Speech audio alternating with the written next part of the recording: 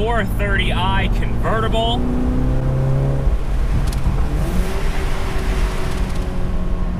And boy, does BMW have a lot of questions to answer.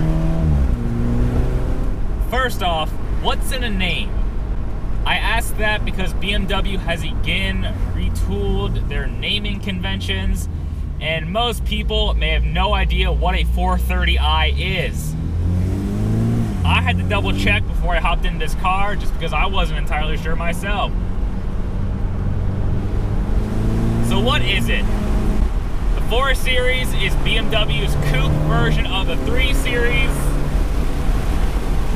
And nowadays, a 430i has a 2-liter turbocharged inline 4-cylinder engine. Go figure. So the name doesn't hold much merit. But what about the drive? You know, BMWs are supposedly the ultimate driving machine. How does the 430i stack up here in the twisting roads of Malibu?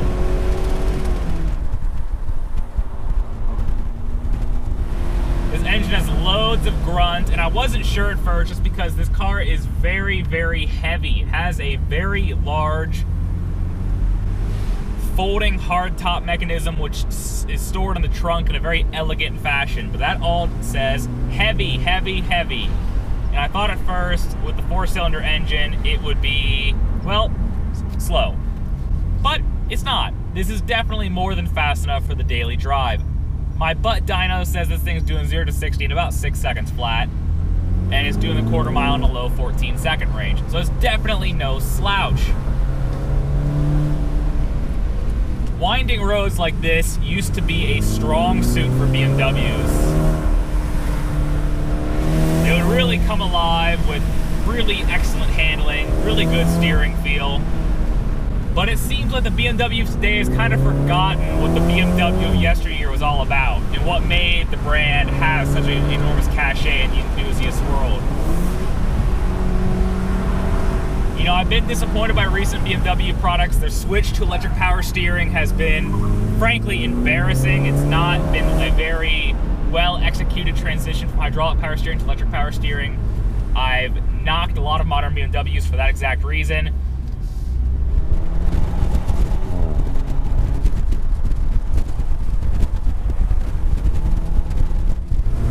So, how does the 430i Convertible stack up? Well, it's not bad. I think the distinction here is that when I drive the really sporty BMWs, like I drive the M4 or the M550i, or really anything with an M badge, the expectation is sort of set as to what it should be and what it should be able to do and what it should offer the driver. Versus this is a more of a regular, everyday person's BMW. With that said, this steering calibration actually does feel better, oddly, than the BMW M4 I drove. So who knows what's going on there. There's actually some tiny bit of feel if you lock your thumbs into the steering wheel and you crank the wheel, you can just feel some feedback from those front tires.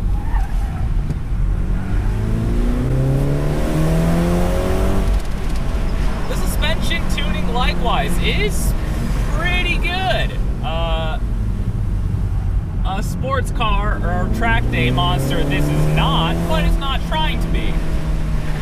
And I think they have kind of brought back that quality sensation of the fun daily driver that was lacking in several BMW products in the past couple years. So the suspension's pretty good. Steering's pretty good. The engine's pretty good. So what are my qualms with the 430i? Well, certainly not the transmission. This has the ZF 8-speed that BMW has dialed into perfection. Every BMW with the ZF 8-speed is basically the best operating transmission you can get, and this is no exception. Transmission is sharp, adaptive, very agile on its toes, gives you plenty of options, can be very comfortable or very fast depending on what you want, which is excellent. big fan of this transmission. It's probably the thing BMW has done best in recent years is calibrating their automatic transmissions. Very, very good. So there is a big problem with this car. One is the fact that I'm behind a motorcycle going 25 miles an hour. That's a big problem. The bigger problem is the price tag, as is the way the German manufacturers. The base price is already kind of high, and then once you add any sort of options, the pricing just gets absolutely ridiculous. I will pause for dramatic effect. Is this very dramatic? Okay, dramatic pause over. The price of this 430i, keep in mind, this is not a top-of-the-line model. This is not a 440i or an M4. The price of this 430i is $63,000. Good Lord. Now you may be saying to yourself, Jake, but it's a BMW, it's a luxury vehicle. I'm sure there's many nice features and it's well appointed. Well, that's where you'd really be wrong. The interior is okay.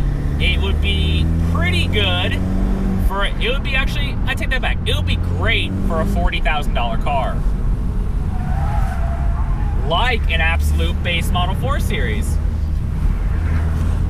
But once you get to the $60,000 plus mark, this interior just is not cutting it. The materials are not that nice. There's a lot of rubbery plastic. It feels cheap. What's going on, BMW? What are you doing?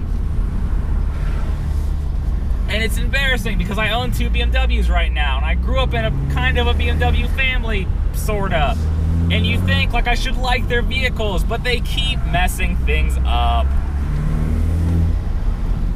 It's funny, when I hopped into this car,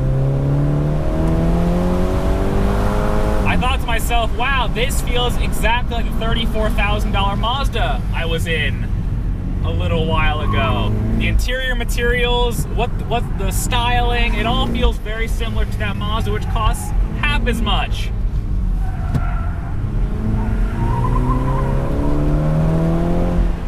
And I see another foible of the 430i is something BMW can't seem to escape with their not truly M cars. Despite having the M Sport suspension and the M Sport package and the M Sport everything, this car still has terrible understeer. This car has a massive understeer bias, which combined with the open rear differential means you're going to get one tire fire until the E-diff kicks in, and then you're going to understeer through the rest of the corner.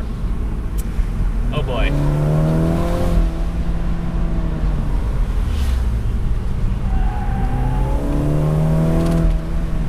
This car is a very unusual sensation that a lot of new BMWs do, where the front end feels pretty firm and pretty stiff and pretty roll resistant, but the back kind of feels floppy.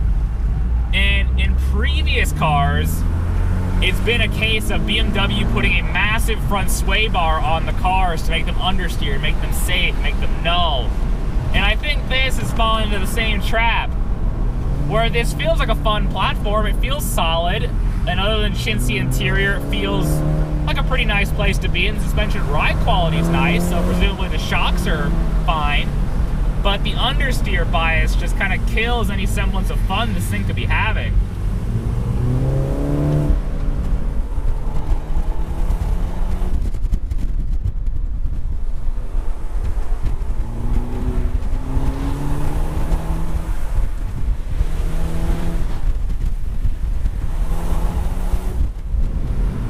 So you may think, Jake, you're always so down on BMWs, and it's because I have high expectations for the brand.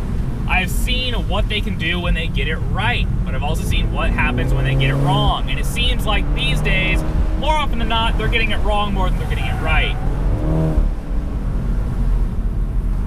Is there a silver lining to this car? Definitely the engine. It's an absolute sweetheart of a thing. You may think, 2-liter turbocharged 4-cylinder, that's so generic these days. But this one, it sounds pretty good for a commuter grade 4 Series. There's a couple little pops and burbles coming from the exhaust, and the torque curve is very fat, and the power delivery is pretty nice. This thing's revving out to about 6,500 RPM, making decent power all the way up there. So you can't complain about that, especially when it's giving you very usable amounts of torque, well below 2,000 RPM.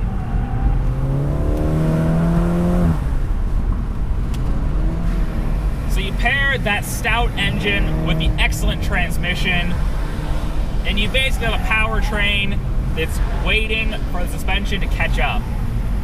You can hear those front tires being tortured. They're letting go way before the rear tires are. And that's just kind of how things are with BMWs of today. But can I go back to that engine? Because wow, it's really good. And not only does it have a very tractable power band, good power, good torque, it also is a very fuel-efficient engine. When combined with the 8-speed automatic, I don't have the stats right in front of me, but I want to say this thing's touching 35 miles a gallon on the freeway. I will correct that in the edit right here. But it's a very fuel-efficient option, which is nice for a daily drive when you're not trying to light your hair on fire in the canyons. You're just trying to go to work. And I think this is a good place to wrap things up with the 430i. This is a modern BMW for the modern BMW driver. It has the nice badge, sweet paint job, as well as the ability to drop the top on a nice day. And should the driver need to get somewhere in a hurry, the 430i will do a decent job at it. With its fuel-efficient engine and inoffensive drop-top looks, the 430i may not be the ultimate driving machine. But, as I'm sure BMW knows, its $63,310 price tag does make it the ultimate leasing machine. Like I said, a modern BMW for the modern BMW driver.